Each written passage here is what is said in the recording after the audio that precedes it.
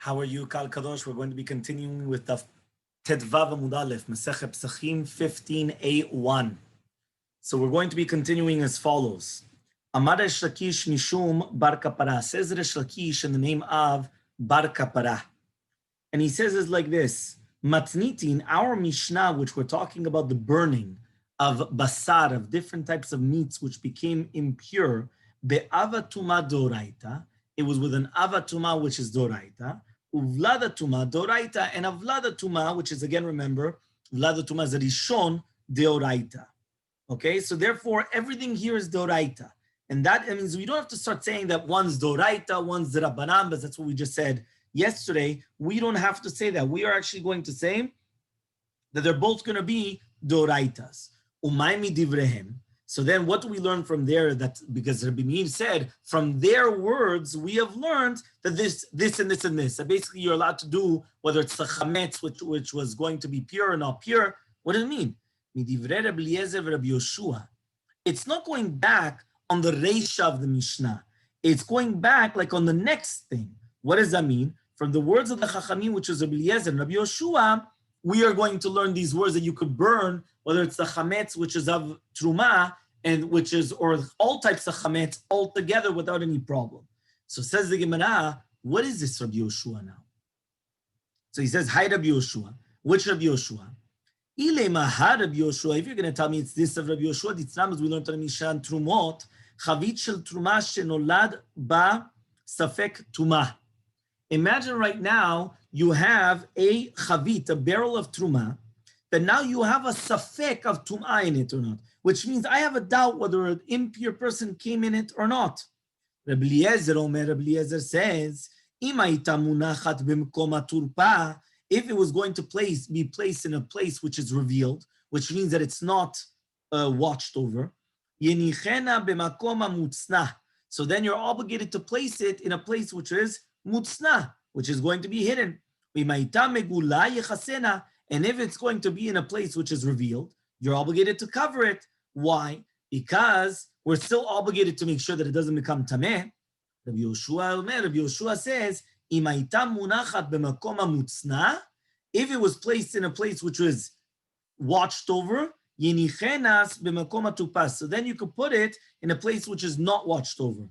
And if it was covered, why? But since it's a safek tum'ah, according to Shitat Rabbi Yoshua, you're allowed to cause it to become a tameh vadai.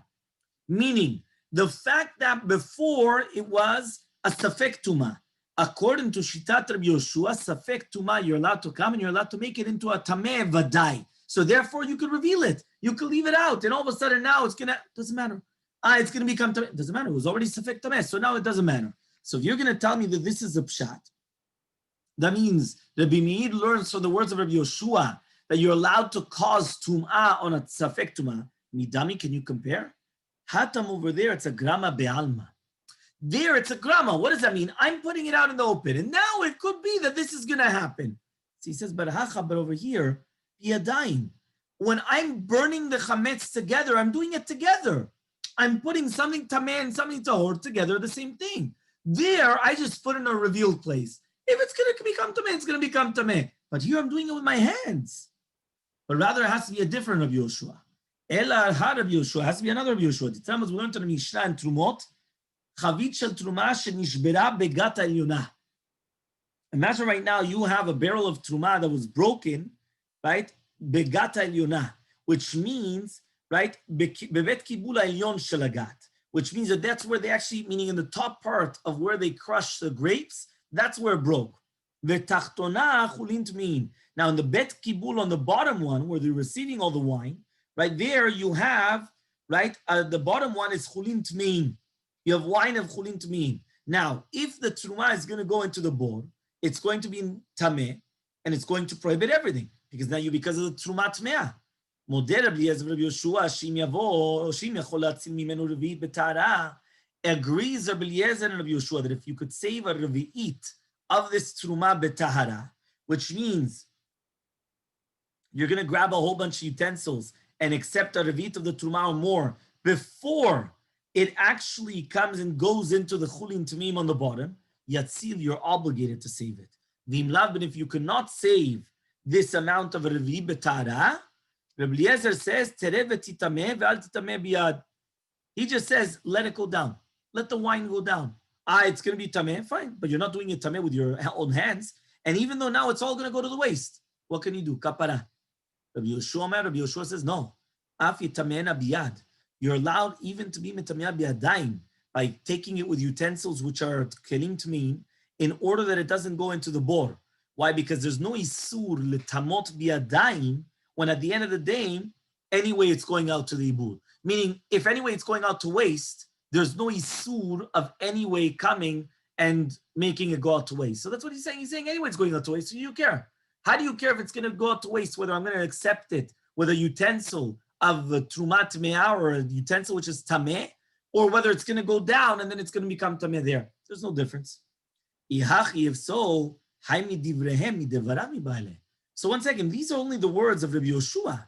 So why does Rabbi Meir come and say from their words? Their words is in plural. Here it's only the words of Rabbi Yoshua, so it has to be singular. So says the Gemara, Hachi Kamar. This is what it means to say. From the fact that there was a machlok between Rabbi Eliezer and Rabbi Yoshua, from there we learn this is the shita. But it's not, it's true, it's not the two shitot. It's not the shita of Rabbi Eliezer plus Rabbi Yoshua, and then we say midivrehem from their words in plural. No, it's only from the words of Rabbi Yoshua. But from the machloket of Rabbi Eliezer and Rabbi Yoshua, that's how you learn this psak. And that's why he said midivrehem. Teikanami diktani, you could also bring a proof. Because it says, Moder Rabbi Eliezer Rabbi Yoshua, but Rabbi Eliezer and Rabbi Yoshua both agree. So Shema Mina, so we learn from here that from the fact that Rabbi Meir said that we learn from the machloket between Rabbi Eliezer and Rabbi Yoshua, that's why he says you can't learn it from us, but rather here, whether according to Rabbi Eliezer or according to Rabbi Yoshua, each one you're burning it on its own.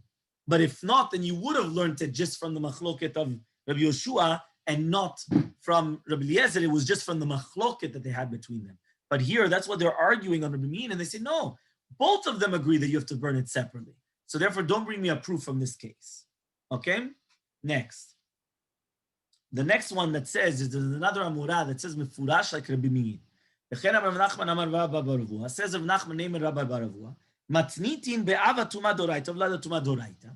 Our Mishnah is talking about also, both are doraitas. You have to remember that when we came and we answered that one is the Rabbanan, we basically answered up. Now we understand what was going on, why Rabbi Meir said that you could come and you could actually burn them together. And you actually learned it from the Reish of our Mishnah. But if you're going to learn, right, that they're both doraitas, so you can't learn anything from the Mishnah, from Rochanin and Segana Kohanim. So it says over here, we're talking about an avatuma doraita and vladatuma doraita. Umay midivrehem. So what does it mean that Rabbi Meir says from their words, we learn you're allowed to burn all the chametz together, it doesn't matter what it is. It says, midivrei Rabbi Eliezer Rabbi Yoshua, mefurash, like what we just learned, from the words of Rabbi Eliezer Rabbi Yoshua. So eitvei Rava and Rav Nachman. So now Rava comes and he asks from Nachman, Amar Rabbi Yosef says Rabbi Yosef, en nidon domeh laraya. The case is not compared to the proof. Meaning you're coming and you're trying to come and bring, you can't. Why? Sheksheidu rabotenu, when the rabbis came and they testified about the Kohanim burning the truma together, on maheidu, what did they testify exactly? If they testified about a basar that was tameh with a rishon, the vlada tuma, that they burn it with basar that was nitma with an avatuma, they're both tameh though. And if you're talking about the second case, right, which was Rabbi Akiva, the concept of shemen that became pasul betvul yom, right? Remember, the tvul yom comes, he touches shemen. Tvul yom is a person that he became tameh. He went to the mikveh, but it still didn't go down the sun. So when he touches truma, it makes it into a shlishi automatically. So it says, if you're going to tell me now that he touched the shemen, shenivsal betvul yom, shemalikin oto baner, that you're going to light it with a candle, shenitma betamemet, with a candle that became tamemet, ze pasul veze tameh. We said that the shlishi was a pasul. Pasul means it stops at there. The buck stops here. You remember we said that when it says pasul, it means it cannot continue contaminating other things. When it says tameh, it's mitameh other things as well. So by truma, the maximum is shlishi, because it doesn't go after shlishi. The only thing that goes after shlishi is revi is only by kodesh, not by truma. So there was tameh, and by the bener shenitma betamemet, it became a rishon, so it is mitameh. So he says, we also agree that when you have truma that became tameh with an avatuma or truma that became a tameh with a rishon, that you're going to do it. But how are you going to burn it on Erev Pesach? This tarov et chametz, hatruya imatmea, that which is a safek tuma with something which is a for sure tuma. Shema yavo Eliyahu v'tarena. Maybe Eliyahu Navi would come and he's going to make it pure. At the end of the day, I have a doubt. Is this chametz? Is it a safek? Right? This safek, is it tameh or tahor? Since I have a doubt, right now you're right. I can't do anything with it. But maybe Eliyahu Navi is going to come and he's going to say it's pure. So says the Gemara, Tedvav Mubet, we're on 15b, right? So therefore, because of this, the Gemara actually comes and says that we learn from here that it's a sur, kol sheken that it's going to be a sur. This is how we finish off with the question. Kol sheken that it's going to be a sur to burn a trumat chametz, which is for sure teora with tmeah. Meaning, when you have tahor v'tameh, for sure you're not allowed to burn it, because even if it's on a safek, and Eliyahu Navi could come and he could purify it, and then that's it. So for sure over here it's going to be prohibited. Okay? Fine. Very good. Next. It says, Hapigul v'notar v'tameh. When we are talking about pigul, notar, and tameh. So Bet Shammai says, En nisafin ka'achat. So when we're talking about pigul, remember pigul means with the wrong, proper mindset. Okay, that means you thought you were going to eat it outside chutz mizmano, chutz mikomo. There's a whole thing there, chutz mizmano. V'notar, leftovers, v'tameh, and it became impure.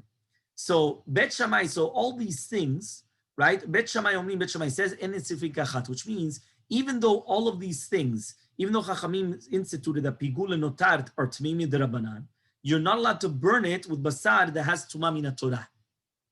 That means Bet Shammai is telling me that when you have tuma doraita, tuma derabanan, you cannot burn them together. So here, basar korban tameh, right? All these things you have to burn at the end of the day. You have to burn pigul, you have to burn notar, and you have to burn basar korban tameh. But even though pigul and notar, which is tmeimi derabanan, right? You don't burn it together with a tuma mina Torah. Bet Hillel says nisafin ke'achat. You do burn them all together. You're allowed to. There's no problem whatsoever. So now says the Gemara like this. Now, if you're going to tell me Rabbi Meir, midivrei Rabbi Yoshua kama, which means Rabbi Meir learns his psak from Rabbi Yoshua. Amay mahada le Rabbi Yoseh midrei Rabbi Chanina Segan HaKohanim. So why is Rabbi Yoseh coming and answering him from the testimony of Rabbi Chanina Segan HaKohanim? Right? He should have just said, you can learn from Rabbi Chanina Segan HaKohanim. Right? Why? It obviously says that Rabbi Meir, he learned it from the Edut of Rabbi Chanina Segan HaKohanim. Okay? That means obviously that's what's coming out. Because if not, then what's he? Imagine right now I come and I tell you something and I'm learning it from Rabbi Yoshua. You come and you say, Rabbi Chanina Segan HaKohanim. What do I care about Rabbi Chanina Segan HaKohanim? I'm learning it from Rabbi Yoshua. So obviously I was learning it from Rabbi Chanina Segan HaKohanim and you're trying to disprove me. So Amalei Rav Nachman, says Rav Nachman, that's not true. Says Rav Nachman to Rava, Rabbi Yosef, Lava the Tehus of Rabbi Yosef, he didn't understand the kavanah of Rabbi Meir. Tehus of Rabbi Meir, Rabbi Chanina Segan HaKohanim Kama, because he thought that Rabbi Meir was learning of Rabbi Chanina Segan HaKohanim. Ve'amar and he said, Ana mid Rabbi Yoshua kamina. Rabbi Meir answered him, no, I'm learning from Rabbi Yoshua, not from Rabbi Chanina Segan HaKohanim. Ve'amar and he told him, Ve'afilu Rabbi Yoshua, even Rabbi Yoshua also you can't learn it from there. Why? Because both of them agree, whether it's Rabbi Eliezer or Rabbi Yoshua, that each one you have to burn separately. So therefore, at the beginning, you're right. At the beginning, Rabbi Yosef didn't understand Rabbi Meir in the Mishnah. And Rabbi Yosef comes and he tells Rabbi Meir, what are you learning from Rabbi Chanina Segan HaKohanim? Rabbi Meir tells him, what are you talking about? I'm not learning from him. I'm learning from Yoshua. So then he answers back, you're right. Even if you learn it from Yoshua, Rabbi Yoshua doesn't make sense. So says the Gemara, why is it not good? It's perfect. The way that Rabbi Meir learned it from Rabbi Yoshua, it's perfect. So answers the Gemara, no. Shane Hatam, it's different over there. I've said chulin. There we were talking about if said chulin, which means the chulin is also going to get lost. It's going to get ruined. So therefore, since it was going to be if said chulin, if you're not, remember, what was the case there? You have on the top part of the gut, the top part of where you crush the grapes, it broke, and now it's tameh. And it's going to go down, and it's going to mix in with all the chulin. So now what happens is that anyway it's going to mix in, right? So, sorry, on the top it was tahor. It's going to mix in, the chulin is tameh on the bottom. So now what happens is like this. Right now, chulin tameh, you're allowed to eat chulin tameh, there's no problem. The problem is once you get truma mixed in, let's say you can't eat it anymore. So you're allowed to take, and you cannot save it. That's what we said, you cannot save it. Because if you had enough time to save it, you should have saved it. Here, you can't save it. So what are you allowed to do?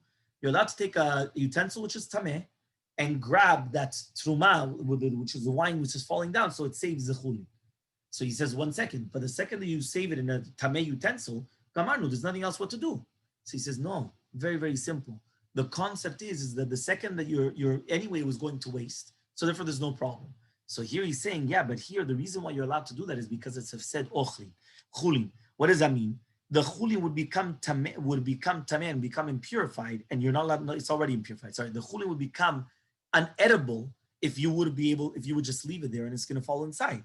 So because of that, that's why we say maybe Rabbi Yoshua says that it's a tameh tuma teora biyadayim, even if it is going to be sofa libud, right? In a normal case. Here, though, it was only to save because of hefsed, meaning because you were losing money. That's why the rabbi said, you know what? Okay, fine, you can be lenient.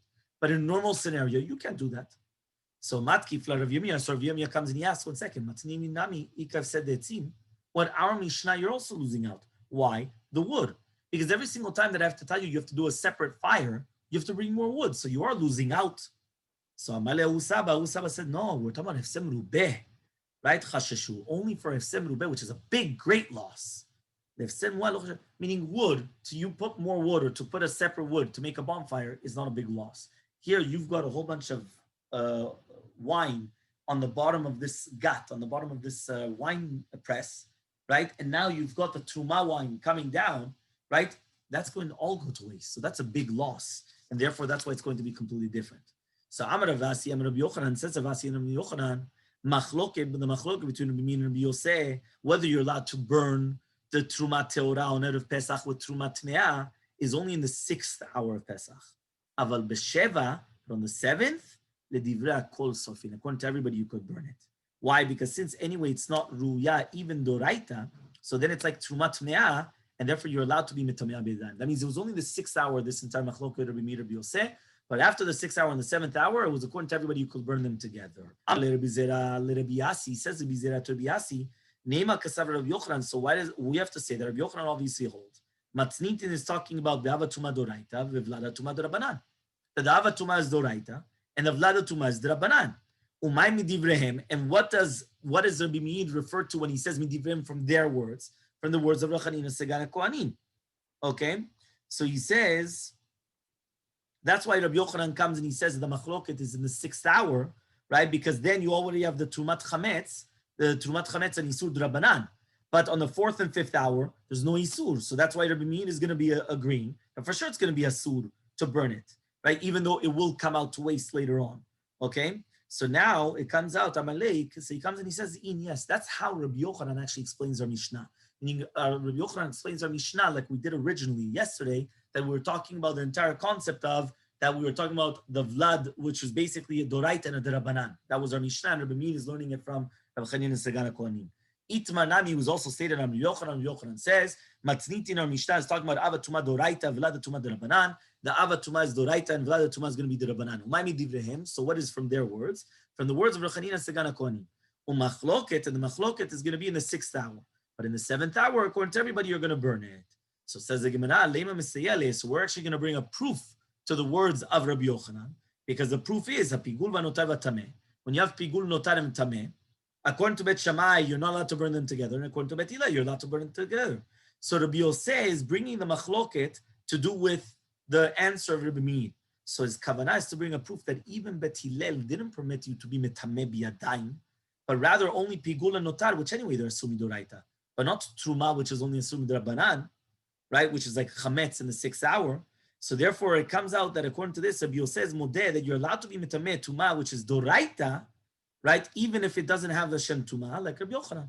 That means in the 7th hour. So it comes out, there's a beautiful proof. So says the Gemara, it's not a proof. Why? Shane hatam is different over there. Dit le tuma midrabanan. At the end of the day, it still has some type of a tuma. Tetzram, as we learned in the Mishnah, pigul vanotam metameh nitadayim. It is metameh derabanan, meaning we are trying to compare here something which is pure, whether Doraita or Derabanan, which is by the Chametz on Erev Pesach, and something which is going to be impure, right? Even if it's only impure with Derabanan, but it's still impure. So says the Gemara, Lemem Sayele, why don't we just say that we could actually bring a proof from Hapachi Pshav Nifsela Milechol Le'adam. Imagine right now a person has bread, that the bread became rotten or moldy. A human being cannot eat it. But the dog could still eat it. So mitameh tumat ochlin kabetza. So it's going to be mitameh tumat ochlin if it has a shiur of a kabetza. Because since at the beginning it was fitting for a human being, and it had Torat Ochlin, so therefore it's not going to go out of Torat Ochlin, meaning it's still going to be considered a food until what happens? Until you have the concept of it's not fitting for a dog to eat it. And it's going to be burnt with the tmeah on Pesach. Okay? So says the Gemara, there it's different because the second that the bread became rotten or moldy, so then what happens is it's considered like a fat, it's considered like dust. And therefore, since it's going to be considered like dust, so that's why we're going to say it's different. It's not the same halacha. So says the Gemara, if so my modeh, what does it mean that he's admitting it to it then? What's going on then? What does it mean modeh? So hachi kamal Rabbi Yosef Rabbi Meir. This is what Rabbi Yosef says to Rabbi Meir. Afilu Rabbi Yoshua de mekel. Even according to Rabbi Yoshua, that usually he's mekel, and he permits to be mitameh truma biyadayim. In that case, you remember the case of again that the wine is on the top and it's falling down to the bottom, and the bottom is chulin tmeim. Ki mekel betruya utmea. When is he going to be mekel? Only in a case of truya utmea. Aval betehora utmea. But if it's going to be tameh betahor, for sure not. Meaning in our case, it's tameh betahor. It's Erev Pesach. It's somewhat tahor still. So there for sure it's not going to be good. So says the Gemara, Yihachi amayna mina midah. Umida midah. So then it is a good ta'ana that he said beforehand. So says the Gemara, Amar Rabbi Yirmiyah says, here we're dealing with b'basar shenitma b'mashkin shenitmu mechamat sheretz. Here we're talking about the meat that became tameh with mashkin, that became tameh through a sheretz. And Rabbi Meir goes according to his reasoning. Rabbi Yosef goes according to his reasoning. Rabbi Meir is letameh damar tuma mashkin tameh acharim midarbanan. According to Rabbi Meir, a liquid contaminating another liquid is only going to be a derabanan. But Rabbi Yosef letameh, according to Rabbi Yosef, he goes according to his reasoning. Tamar tumat mashkin letameh acharim is going to be doraita, which means like this. It comes out that according to Rabbi Chanina, when he testified that you're allowed to burn basar that has tumah midrabanan with basar which is tumah doraita, Rabbi Meir was learning you're allowed to burn trumat chametz torah on the 6th hour, which has an isur drabanan, with chametz toraita. Why? Because again, he's learning that tumat mashkin is only drabanan. So if Rabbi Chanina Segan Akonim permitted it, so you're allowed to burn a doraita with a drabanan, no problem. So the same thing here. On the 6th hour, it's drabanan. Burn it with the chametz toraita, no problem, right? So he says, but according to Rabbi Yosef that he says tumat mashkin tumei acharim is doraita. So that means Rabbi Chanina Segan Akonim only permitted you to do the doraitas, not the drabanans. So the 6th hour, it's going to be prohibited to burn it. If it's the 7th hour, now it's doraita, then yes. But on the 6th hour, it's going to be prohibited. The Tanya, and this is what we're going to explain on the next daf, which is basically the entire machloket about mashkin liquids contaminating other things. Is that doraita or derabanan? Have a wonderful day. Kol tuv v'atzlacha.